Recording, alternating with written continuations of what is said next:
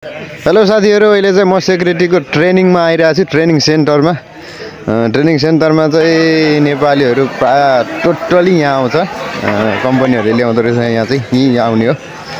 अनि एकदम रमाइलो हुँदो रहेछ सेक्युरिटीको ट्रेनिङ चाहिँ। मलाई चाहिँ एकदम खुसी लाग्यो के। हुन त हामी पहिला नयाँ, हामी त पुरानै हो। आउनु चाहिँ हामी सेक्युरिटीको ट्रेनिङ चाहिँ हामीले गरेको थियौँ न, पहिले गर्नु पर्थ्यो। नयाँलाई आउनुसाथ ट्रेनिङमा गरायो भने चाहिँ धेरै सजिलो हुँदो रहेछ। तर हामी चाहिँ आगो पुरानो भइसकेको, आउनुसाथ काममा लाग्यो, त्यही भएर ट्रेनिङ गर्न पाइएन। अहिले पुरानो भइसक्यो, हामी आएको 2 वर्ष भइसक्यो। 2 वर्षपछि ट्रेनिङमा आएको। एकदम रमाइलो हुँदो रहेछ के। यो चाहिँ खाना खानको लागि सट्ट लाइन क्यान्टिनमा सबै प्राय नेपालीहरु यहाँ भेटघाट हुने रहेछ। जुनै कम्पनीको पनि यही ट्रेनिङ सेन्टरमा ल्याउँदो रहेछ। धेरै रमाइलो, 2 दिन त धेरै रमाइलो हुँदो रहेछ। त्यसपछि त फेरि त्यही हो, आफ्नै ड्युटीमा आयो। रमाइलो त खासै हुँदैन। तर यहाँको बानी, मलाई ट्रेनिङ सेन्टरमा को बानी चाहिँ के मन पर्यो भनेदेखि, सुरुमा जुन नम्बरमा बसेको छ टेबल, त्यही टेबलमा फेरि त्यो घर अब यता फिर्किने समयसम्म त्यहीँ बस्नु पर्यो के। त्यही टेबलमा हाम्रो 17 कि 18 नम्बरको थियो। हामी 6 जना बस्नुपर्ने। 6 जना बसेपछि त्यही 6 जनाले प्लेटहरू सफा गर्नुपर्ने, टेबलहरू सफा गर्नुपर्ने। अनि फेरि भरे आएर खाना पनि त्यहीँ बस्नुपर्ने, अन्य ठाउँ बस्नु नहुने। त्यो चाहिँ एकदम ठिक लाग्यो। अनि उहाँ जाँदाखेरि पनि, ट्रेनिङमा जाँदाखेरि पनि आफ्नो कुर्सीमा, जुन कुर्सीमा बसेको छ त्यहीँ बस्नु पर्यो। फेरि यताउता मिस्टेक भएर बस्यो भनेदेखि, आफ्नो ठाउँ सातेर बस्यो भनेदेखि 20 चोटि 30 चोटि 40 चोटि पुसअप बनाउँदो रहेछ।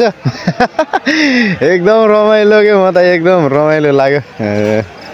धेरै भइरहेको थियो, बोर भइरहेको थियो। साथीभाइहरू पनि एकदम धेरै आउँदो रहेछ, त्यहाँ हुँदो रहेछ। अनि त्यही भएर चाहिँ धेरै रमाइलो हुन्छ। मलेसियामा प्राय आउने जति सेक्युरिटीहरू ट्रेनिङमा यो ठाउँमा चाहिँ प्राय सबै नै पुग्छ। हामी चाहिँ ढिलो पुग्यो। नयाँमा अलिकति आउनुसाथ पुगेको भए चाहिँ त्यहाँ दिएको ट्रेनिङ चाहिँ यहाँ अलिकति सिकिन्थ्यो होला। तर हामी सुरुमै आइयो, काम गरियो, जानिसकेको, खासै वास्ता लागेन। त्यो अल्छी पो लाग्यो प्रायः जस्तो। अनि र पनि रमाइलो त रमाइलो हो साथीभाइहरू। हो क्या गजब रमाइलो छ। लास्टै रमाइलो हुने रहेछ। यस्तो छ कि नेपालीहरू टक टक टक टक टक टक हो। यो चाहिँ धेरै रमाइलो।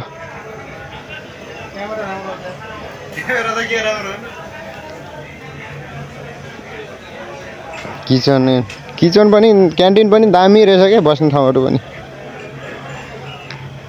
आउने आइरहेछ, खाने खाइरहेछ। ओहो यति रमाइलो के। आधी घन्टा दिँदो रहेछ चाहिँ ऊ चाहिँ। आधी घन्टाभित्रमा ट्याकटुकै पारिसक्नु पर्ने। तर आधी घन्टा पनि कोही बेला त हुन्थेन। रमाइलो चाहिँ लास्टै रमाइलो। सेक्युरिटीको ट्रेनिङ भने हिँड्थ्यो। साथीहरू सँगै आएको साथीसँग त ड्युटीमा पनि परिँदैन, ट्रेनिङमा पनि परिएन। तर रमाइलो चाहिँ लास्टै रमाइलो है।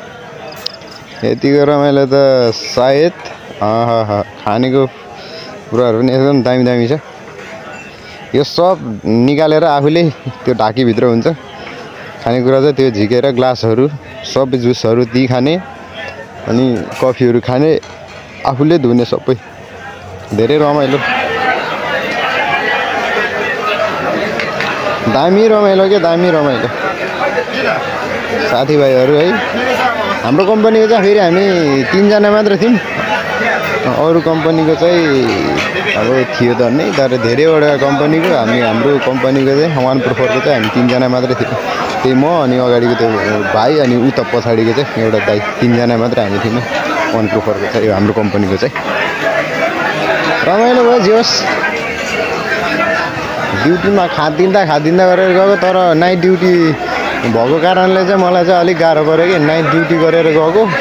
अनि अब उहाँ त सुत्ने बेलामा ड्युटी पऱ्यो। त्यस पछाडि जानुसाथ आमा माथिको टिम त्यत्रो मान्छेमा अब 10 वटा थियो एसी है। त्यो एसीले पनि काम नगरेको के। त्यत्रो साह्रो मान्छेको त्यो के बाफले गर्दाखेरि त्यस्तो हुँदो रहेछ। एकदम तनाव भयो नि। निन्द्रा लागेर राम यति निन्द्रा लाग्दो रहेछ कि। नाइट सिफ्टको छ भने चाहिँ गाह्रो हुने रहेछ। अनि डेमा ड्युटी गर्नेहरू त प्रायः सबै ठिकै हुने रहेछ। किनकि अब डेमा त ड्युटी गरिरहेको हुन्छ, त्यहाँ जाने ट्रेनिङ गर्ने, बेलुकी सुत्ने। फेरि बेलुकी सुत्नु पनि 9 बजी 9:30 बजी छोड्दो रहेछ अनि गएर नुहाउँदा गर्दा 10 बजिहाल्छ 10 बजी सुत्नुपर्ने आमा हो सायद त्यतिको निन्द्रा त सायद जिन्दगीमा मलाई कहिले पनि लागेको थिएन होला तर भोलिपल्ट चाहिँ अनि एकछिन बाहिर निकालेर उफार्दो रहेछ कि त्यो उफार्दाखेरि चाहिँ धेरै रमाइलो भयो नत्र भनेदेखि त यस्तै हो रमाइलो क्यान्टिन बस्ने खाने एकछिनमा खानु पर्दो रहेछ तर खाने समय चाहिँ एकछिनमा के 4-5 चोटि खुवाउँदो रहेछ एक क्लास गऱ्यो एक क्लास सकेपछि फेरि खानु जाने फेरि अर्को क्लास सकेपछि फेरि जानुपर्ने खाएको अनि उनीहरूले भन्छ तिमीहरू नेपालीहरू धेर खान्छौ यत्रो माउन्टेन जत्रो धेर खानु हुँदैन भनेर भन्छ के गर्ने नेपालीहरूलाई सबैलाई थाहा भइसकेको छ नेपालीले भात धेर खान्छ भनेर खाँदैन पनि कसरी 12 घन्टामा एकचोटि भात खाएर 12 घन्टासम्म ठेल्नुपर्ने हुन्छ अनि चाहिँ एकैचोटिमा स्टोर भरिहाल्छ नि स्टोर टन्न भरेर गइन्छ के गर्नु जिन्दगी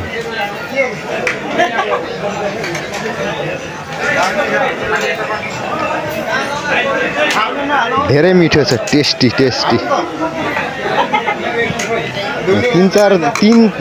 पिस खानुपर्छ त्यो 2 पिस खाने अनि फेरि जाने क्लास लिने फेरि आउने फेरि 2 पिस दिन्छ 2 पिस खाने फेरि जाने क्लास लिने आउने खाने त्यस्ता अचम्म हो के तर रमाइलो चाहिँ रमाइलो भयो लास्टै रमाइलो यतिको रमाइलो त सायद अब हुँदैन होला यो ट्रेनिङमा चाहिँ धेरै रमाइलो हुँदो रहेछ तर मैले तलतिरको ट्रेनिङमा गएको चाहिँ मैले भिडियो गर्नु पाइनँ कि मोबाइल चलाउनु पाइएन आफूले ट्रेनिङ गरेर यस सर बाया घुम यस सर भन्नुपर्ने उता गएर आफूले भिडियो बनाउनै पाइएन यो चाहिँ बसेको बेलामा घाम एकदम चर्को घाम लागिरहेको बेलामा चाहिँ हो यो त्यतिखेर चाहिँ उता सिकाउँदै थिएँ त्यही भएर थोरै भिडियो गर्नु क्लिप निकाल्नु पाइयो नत्र भनेदेखि भिडियो गर्नै नपाउने अब के गर्ने नेपालीहरूलाई मलेसियाले नेपालीलाई पालेछ नि हेर्नु त राम कतिलाई रोजगारी दिएको छ त यतिलाई रोजगारी दिएको छ त मलेसियालाई त अब मान्नै पर्छ हामीले मलेसिया सरकारलाई त मान्नै पर्ने हो नि अब के गर्नु त हेर्नु त यत्रो नेपालीलाई चाहिँ जागिरमा दिएको छ जागिर लाएको छ जागिर खुवाएको छ यत्रो मान्छेको घरमा खुसियाली छाइदिएको छ मलेसियाले गर्दाखेरि नेपालले के गर्यो नेपालले केही गर्दैन नेपालले गर्ने भनेदेखि यत्रो साह्रो आउँथेन तर क्या दामी देखिँदो रहेछ यस्तो ड्रेसमा त यो त गोर्खा ब्रिटिस लाउरी जस्तै हुनुपर्ने यस्तो तर मलेसिया लाउरी पनि एकदम कम त छैन है फेरि एकदम दामी छ यो चाहिँ भित्र यहाँ लास्टै गर्मी हुन्छ यहाँ चाहिँ ट्रेनिङ पढ्ने क्लास हो यहाँ पनि फेरि आफ्नो कुर्सीमा बस्नुपर्छ अरूको कुर्सीमा बस्यो भनेदेखि फेरि पुसअप बिचरा एकजना दाजुलाई पुसअप गर्नु लाएर मलाई तनाव मन छ त्यो दाजु पनि नेपाली कसैले भनेको एकचोटि 10 चोटि भन्छ एकचोटि तेर्दैन कहाँ गएर बसिदिन्छ मोटे नै मोटे रहेछ भुँडी यत्रो भट्ट निस्किएको पुसअप 20 चोटि भन्यो सरासरी गएर गर्नु थालिहाल्यो के गर्नु नगरेर नहुने नियम फलो गर्नु पऱ्यो रुल्स फलो बाहिर चाहिँ धेरै रमाइलो यहाँ बस्दाखेरि चाहिँ धेरै रमाइलो आएको थियो रमाइलो त के रमाइलो घाम चाहिँ लागेको थिएन भुइँ तात्तिरहेको थियो एकदम अनि यहाँ चाहिँ हे यसै भनेर गोडाफार सतर हानेर चाहिँ यहाँ बसेको छ भुइँमा थपक्क बसेको त्यतिखेर चाहिँ एकदम नेपालको सुरक्षा गर्नुपर्ने युवाहरू मलेसियालाई सुरक्षा दिइरहेछ एकदमसँगले यहाँ चाहिँ माछा रहेछ त्यो अगाडि यस्तो माछा थियो कि त्यो क्यान्टिन अगाडि यसलाई स्वाट मैले बनाइदिइहालेँ